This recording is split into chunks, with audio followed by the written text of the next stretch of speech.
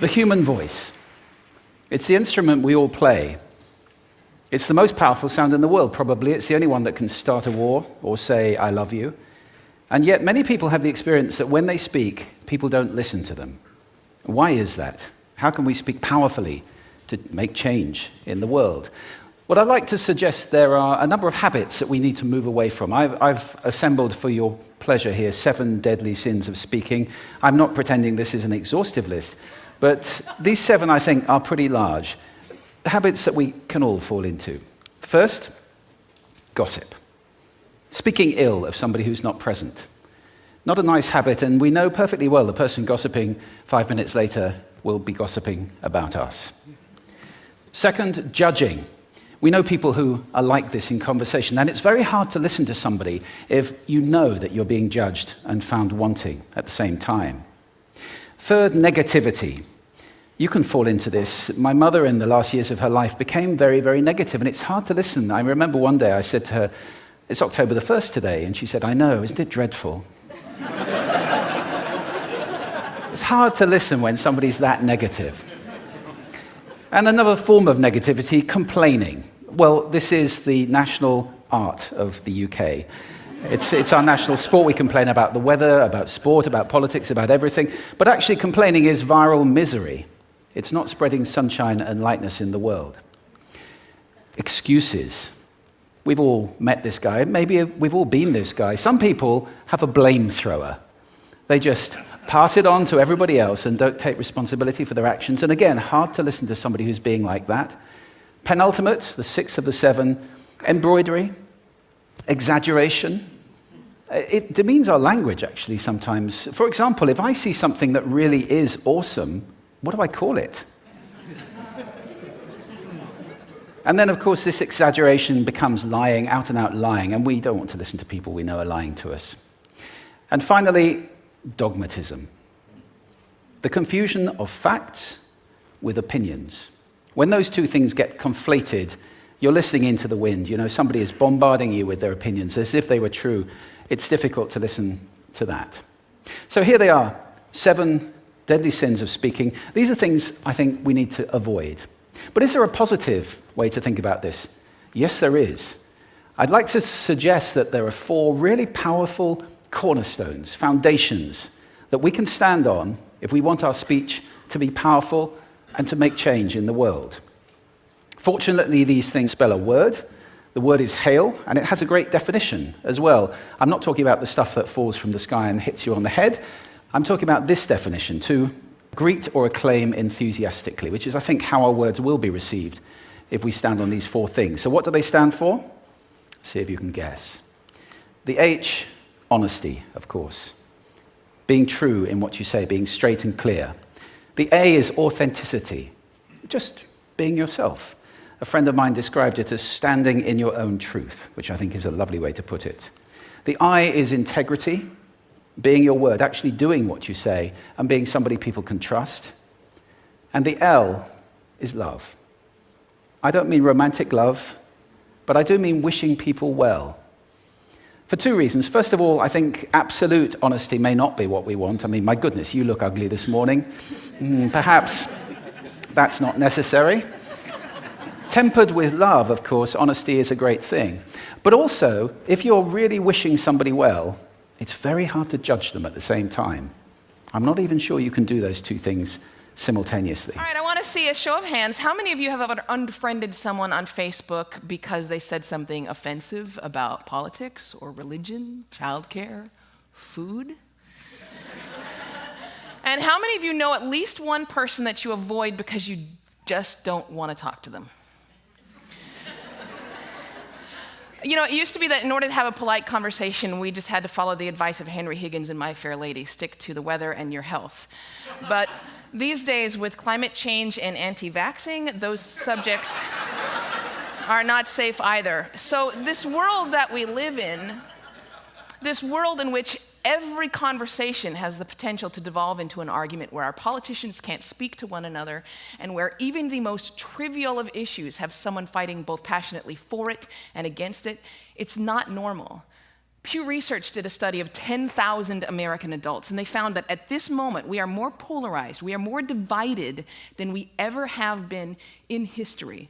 We're less likely to compromise, which means we're not listening to each other, and we make decisions about where to live, who to marry, and even who our friends are going to be based on what we already believe. Again, that means we're not listening to each other. A conversation requires a balance between talking and listening, and somewhere along the way, we lost that balance. I came to realize that conversational competence might be the single most overlooked skill we fail to teach. Kids spend hours each day engaging with ideas and each other through screens, but rarely do they have an opportunity to hone their interpersonal communication skills. It might sound like a funny question, but we have to ask ourselves, is there any 21st century skill more important than being able to sustain coherent, confident conversation? Now, I make my living talking to people. Nobel Prize winners, truck drivers, billionaires, kindergarten teachers, heads of state, plumbers. I talk to people that I like, I talk to people that I don't like, I talk to some people that I disagree with deeply on a personal level, but I still have a great conversation with them. So I'd like to spend the next 10 minutes or so teaching you how to talk and how to listen.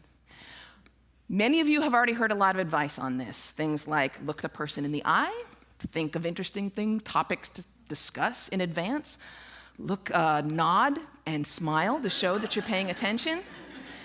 Repeat back what you just heard or summarize it. So I want you to forget all of that. It is crap.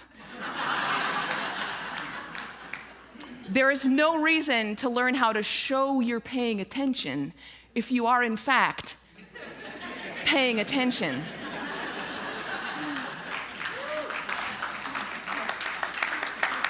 Now, I actually use the exact same skills as a professional interviewer that I do in regular life.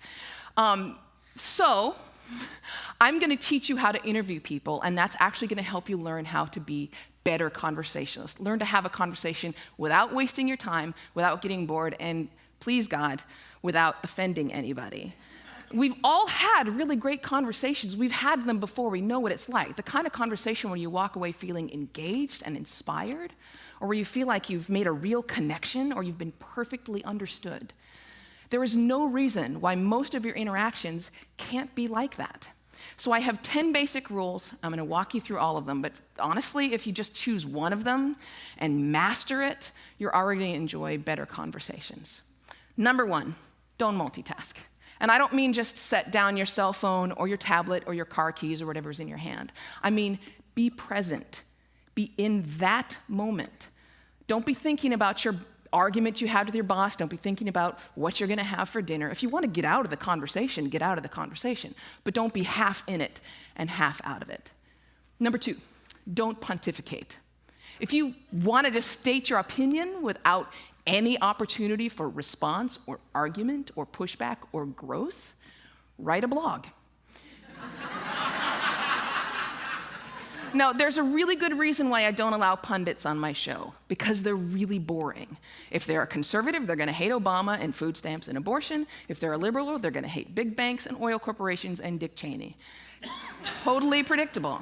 And you don't want to be like that.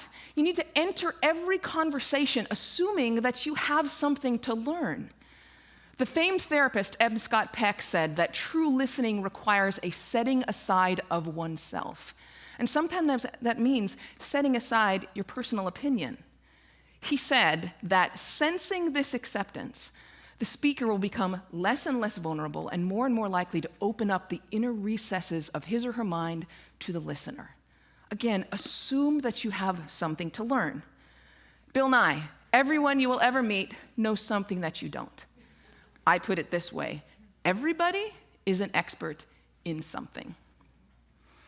Number 3, use open-ended questions. In this case, take a cue from journalists. Start your questions with who, what, where, when, why, or how. If you put in a complicated question, you're going to get a simple answer out. If I ask you, were you terrified? You're going to respond to the most powerful word in that sentence, which is terrified, and the answer is, yes, I was, or no, I wasn't. Were you angry? Yes, I was very angry. Let them describe it. They're the ones that know. Try asking them things like, what was that like? How did that feel? Because then they might have to stop for a moment and think about it. and you're gonna get a much more interesting response. Number 4, go with the flow. That means thoughts will come into your mind, and you need to let them go out of your mind. We've heard interviews often in which a guest is talking for several minutes, and then the host comes back in and asks a question which seems like it comes out of nowhere, or it's already been answered. That means the host probably stopped listening 2 minutes ago because he thought of this really clever question, and he was just bound and determined to say that. And we do the exact same thing. We're sitting there having a conversation with someone, and then we remember that time that we met Hugh Jackman in a coffee shop. And we stop listening. We're just waiting for a moment to interject our story about Hugh Jackman and coffee. Stories and ideas are gonna come to you. You need to let them come and let them go. Number 5, if you don't know, say that you don't know. Now, people on the radio, especially on NPR, are much more aware that they're going on the record. And so they're more careful about what they claim to be an expert in and what they claim to know for sure. Do that. Err on the side of caution. Talk should not be cheap. Number 6, don't equate your experience with theirs. If they're talking about having lost a family member, don't start talking about the time that you lost a family member. If they're talking about the trouble that they're having at work, don't tell them about how much you hate your job. It's not the same. It is never the same. All experiences are individual. And more importantly, it is not about you. You don't need to take that moment to prove how amazing you are or how much you've suffered. Somebody asked Stephen Hawking once what his IQ was, and he says, I have no idea. People who brag about their IQs are losers. Conversations are not a promotional opportunity. Number 7, try not to repeat yourself. It's condescending and it's really boring. And we tend to do it a lot, especially in work conversations or in conversations with our kids. We have a point to make, so we just keep rephrasing it over and over. Don't do that. Number 8, stay out of the weeds. Frankly, people don't care about the years, the names, the dates, all those details that you're struggling to come up with in your mind. They don't care. What they care about is you. They care about what you're like, what you have in common. So forget the details. Leave them out. Number 9, this is not the last one, but it is the most important one. Listen. I cannot tell you how many really important people have said that listening is perhaps the number one most important skill that you could develop. Buddha said, and I'm paraphrasing, if your mouth is open, you're not learning. And Calvin Coolidge said, no man ever listened his way out of a job. Why do we not listen to each other? Number 1, we'd rather talk. When I'm talking, I'm in control. I don't have to hear anything I'm not interested in. I'm the center of attention. I can bolster my own identity. But there's another reason. We get distracted. The average person talks at about 225 words per minute, but we can listen at up to 500 words per minute. So our minds are filling in those other 275 words. And look, I know it takes effort and energy to actually pay attention to someone. But if you can't do that, you're not in a conversation. You're just two people shouting out barely related sentences in the same place.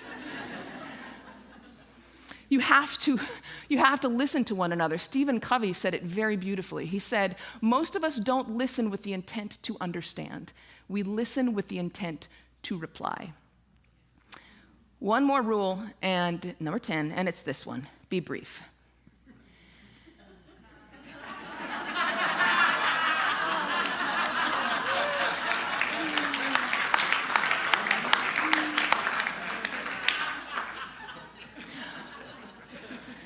All of this boils down to the same basic concept, and it is this one: be interested in other people.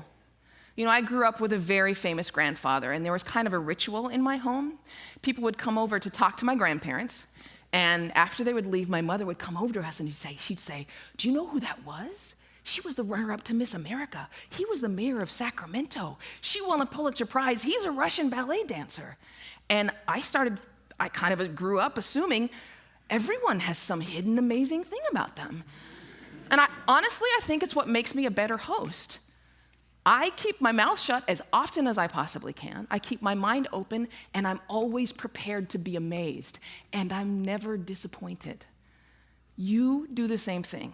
Go out, talk to people, listen to people, and most importantly, be prepared to be amazed. Thanks.